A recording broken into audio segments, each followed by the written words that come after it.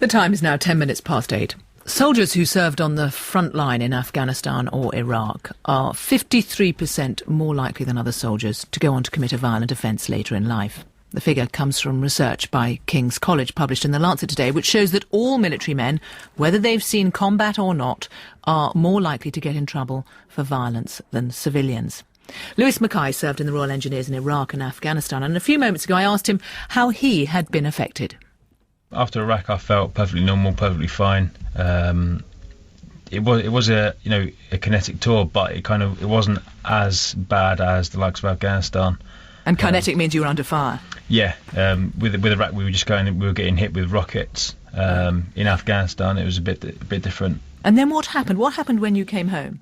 After Afghanistan, we got off the coach when we got back to the UK, and of all the families and that there, and I got off the coach, and my wife didn't exist to me. She stood there right in front of me, but I completely blanked her. My main focal point was my 2-year-old son. From that day on, for the next few weeks after that, she just didn't exist to me. I acknowledged the fact that she was there, but that was it. Right. And did you feel violent? Absolutely. It would vary, as in how severe that anger was. It could be something as small as she's put the cup in the wrong place on the table, so I would feel that I would need to lash out and hit her, or it could be something even more petty than that. It got to the stage where I was physically either sitting on my hands or biting my hands to stop myself lashing out. And did you? I mean, it sounds an odd thing to say. You weren't like this before the tours. No, absolutely not. I was pretty laid back. I was easy to talk to. I wouldn't snap at someone if they spoke to me in the wrong way. I would kind of take it on board and then speak to them appropriately. But right. And what about getting something done about it? Did you realised you had a problem, or was it other people who? At first I denied it, and I thought if I take myself away from the people being affected by it, then it would solve the problem. But that was it was the wrong thing. I was fortunate enough to know a charity, Talking2Minds, who I was able to go to when I acknowledged the fact that I needed help and treatment, and they gave me the treatment that I needed.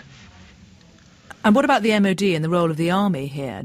Was there any support you could get there, or was it identified by them? When we come back from Afghanistan, we got put together as a regiment, and we were told that if we see any signs and symptoms in any of our mates, or if we see any signs and symptoms in ourselves, then we can approach the regiment, approach the med centre, and seek help that way. I didn't go to my regiment because I was fortunate enough to know the charity without having to go to them. But there was mates of mine who blatantly had PTSD or still have PTSD, and some of them did go to the MOD, some of them didn't. The couple that did go to the MOD, some of them have been medically discharged, and some of them, are still in, getting that little bit of treatment. Right. How did you sort yourself out? Via the charity? Yeah, I went to the Charity Talking2Minds. Obviously, I explained to them exactly how I was feeling. But you've been able to sort yourself out. Yeah. Do you feel all right now? You don't have those same. I feel 110% better. I'm one of the lucky ones that have sought help and have been treated. And can I ask you, is your relationship with your wife all right? It couldn't be better. We've now got a little girl as well, so it's on the up. Thanks very much for telling us your story, McKay. Listening to that, Surgeon Captain John Sharpley, who is a psychiatrist at the MOD and oversees the way that they deal with this sort of thing. I mean, it's interesting. Good morning, first of all, Surgeon Captain. This research seems to suggest that you train people to fight, to kill, and then you have a problem, or they have a problem, and society as a result has a responsibility that we're not getting right in how we deal with it. Absolutely. That's what the research is telling us, what happens in terms of the figures of risks of violent offending and overall criminal record,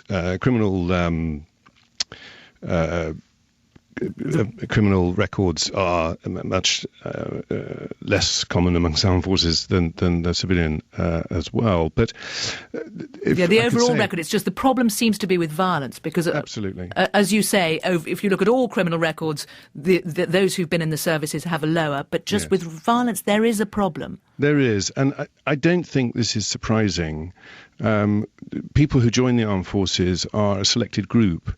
They're people who volunteered to put themselves in harm's way, and then we train them to be good at being in harm's way. And the research tells us that those people who actually go to the front line, they're the highest risk. And that's a selection issue as well. There is no doubt, hearing what we heard from Lewis just now, that what happens in the front line is very traumatic for some people. And this is why we have mental health services within the Defence Medical Services. And if there's anybody out there now who's wondering, like Lewis perhaps did wonder at one point, whether to get help, then I want to encourage them that there are mental health services, treatments are available, and they're effective. And you heard that some people are getting back to full fitness. Medical discharge does happen, that's true, but it's a relatively few people, and we work hard to make sure that people are smoothly transferred to NHS services once they leave the services. But you look at the statistics, and it's particularly the really startling ones in this research are for those under 30 years old. So it's presumably servicemen who are leaving relatively early. It's not those who stay in. And the conviction rates for violent offending among them is 20.6%, compared with 6.7% in the general population. Now, that would suggest that actually it's not being picked up. Perhaps when somebody recognises they've got a problem, they can find somewhere to help them. But it's not being picked up amongst those. And it would suggest that the army needs to find a way to connect with them. Well, I think what you're saying is very sensible, and this research is really important because it gives us the numbers to confirm that this is a significant problem, so that we can now go to our seniors and say, with good, well-written papers to define the problem. This is something that we kind of knew intuitively, but this research puts it starkly on paper for us, and we can move forward with the knowledge. I want to say, as a mental health care expert, that the link with the mental health side of things is important, and we need to make sure all the initiatives that are currently operating within mental health services in the armed forces and outside in the NHS for veterans deliver the effects that we want them to deliver. What do you think is needed, though? Is it some form of screening at the point that people come out of combat? Well, I can thoroughly understand that screening sounds attractive, but the fact is that screening doesn't always do good. In fact, it can do harm. So we must do the research to make sure any screening intervention we do is effective. We are doing such research right now.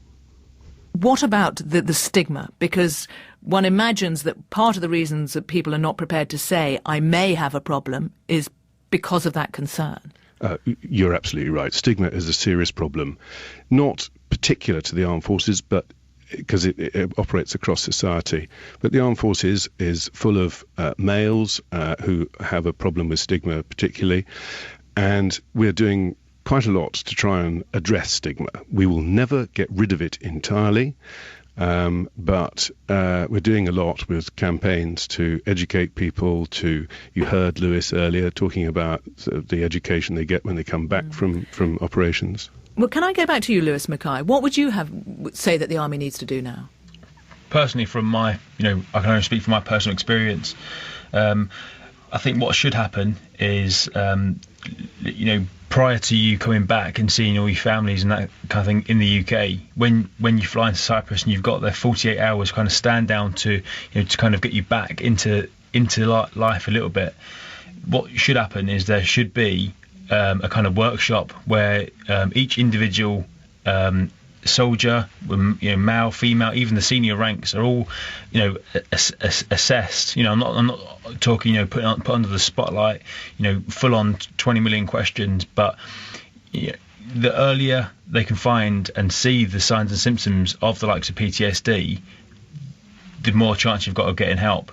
But it shouldn't just be, straight away. It should be continual, over the oncoming months as well. Surgeon Captain John Sharpley. Yes, Lewis is right. We do need to improve our ways of detecting, but we need to have ways that we know are effective. And you heard me earlier about the screening issue. Surgeon Captain John Sharpley and Lewis McKay, thank you both very much. Thank you.